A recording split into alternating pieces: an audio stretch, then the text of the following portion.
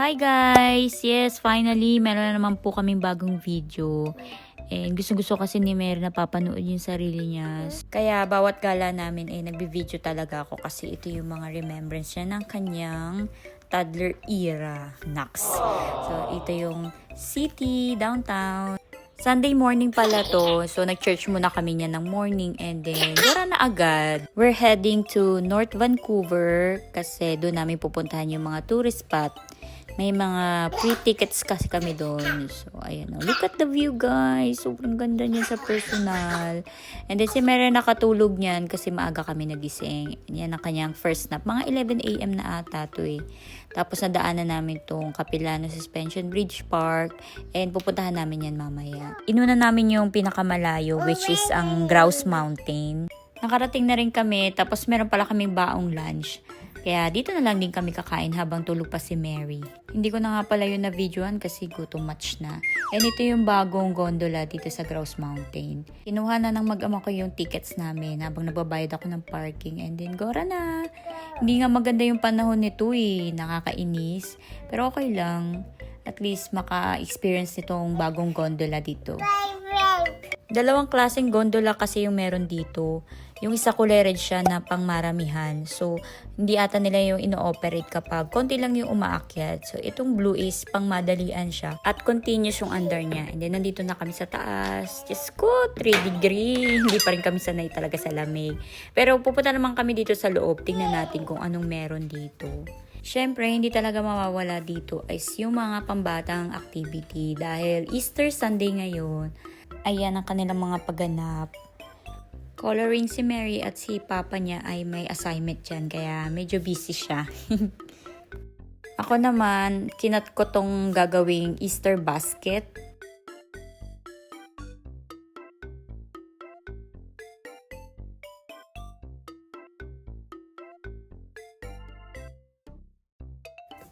And this is the finished product. Ang galing naman ng mama mo, be! Dito nga pala yung peak ng Grouse Grind. 1 hour lang daw tong inaakyat. Sana this year makapag-hike na ulit. Samahan nyo naman ako mga beshi ko. At dahil wala namang makitang view, kaya ayan, naisipan na namin bumaba. Hindi rin kami makapaglibot dito kasi may snow pa, tsaka hindi kami naka-proper attire. For sure, this summer naman babalik kami with the VIPs. And ito lang din talaga yung gusto namin, yung makasakay dito sa gondola. Kasi para ka na rin nasa Disneyland. O, diba? This is the view from the top. Hindi lang talaga ma-justify dito sa video pero sobrang ganda niyan sa personal. Nasa kalahati na kami ng ride namin bago makita yung view kasi sa taas is cloudy, sa baba ang ganda ng weather. And ayan si Mary enjoying the view. Napapasabi talaga kami niya ni Richard na buti ka pa Mary, buti ka pa nak, na experience mo na yung mga ganitong bagay. Nakakasakay ka na sa gondola, maliit ka pa lang. Ito ang mga resibo na pag napanood mo to in the future, someday, one day. And then ayan, nakababa na kami. Medyo si Mary is bitin pa, kaya hindi pa siya dyan nakaalis agad eh. Tingin-tingin pa muna siya. Enjoy talaga niya yan. Gusto niya.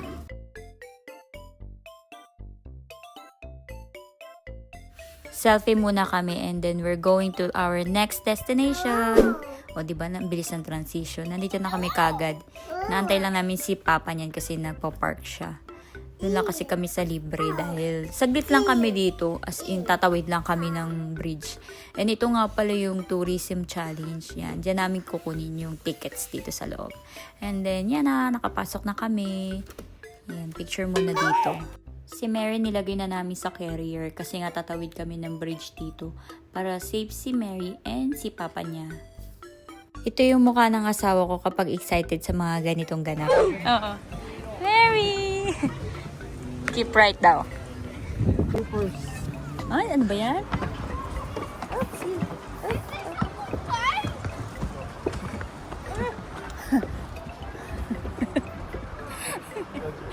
Ano ka-excite si Mary? Picturean dun. Videoan dun. Kasi nga, ikaw na nasa likod din. Para makita mo sila. Sige.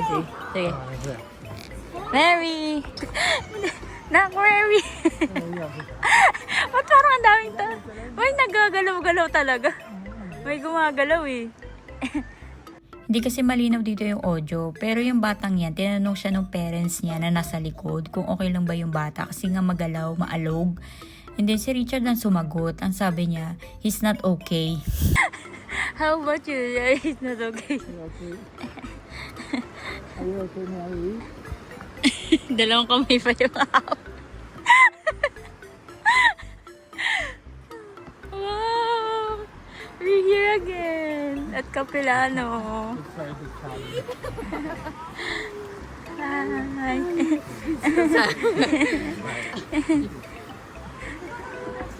Mary, awat. Pumunta din sa kanin. Saan? Saan? Dalin Canyon? Dito? Ano? Oh my God. Mary, can I see you? Wow. Mabalik pa tayo dito. Oh! Wala naman daan sa iba eh. Dito lang eh. Di ba? Magpahinga ka muna doon. Tapos ano? Hindi ka lang. Wait lang. Mary! Mary! Hello, Mary. Sa gilid na, Mary. Anong... Mary, let's go!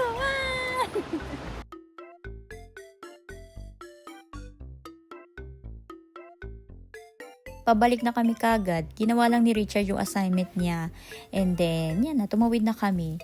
Ito lang talaga yung plano namin dito. Yung ma-experience ni Mary yung suspension bridge. Look at you na. Tingnan mo naman. Chill na chill ka lang dyan. Yan na, malapit na tayo. Nabigatan na yung papa niya kay Mary. Kaya yan, pinaglakad na niya.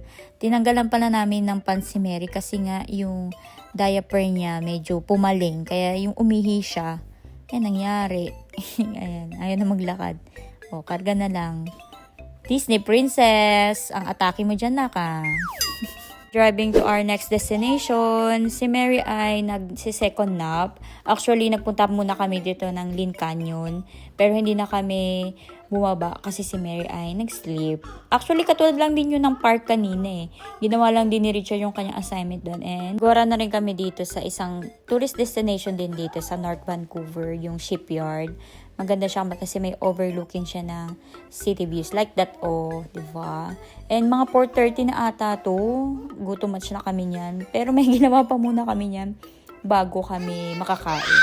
So guys, sorry talaga sa mga voice over ko kung may mga boses ni Mary, may mga ingay ni Mary. Pero di bali, at least pag napanood niya to soon, someday, one day, malalaman niya gano'n siya kaingay. Tapos dito sa second floor ng Polygon Gallery, makikita tong napakagandang view ng city buildings. Yan. Finally, natapos na rin kami ngayong araw sa mga pa-stamp dito sa passport namin.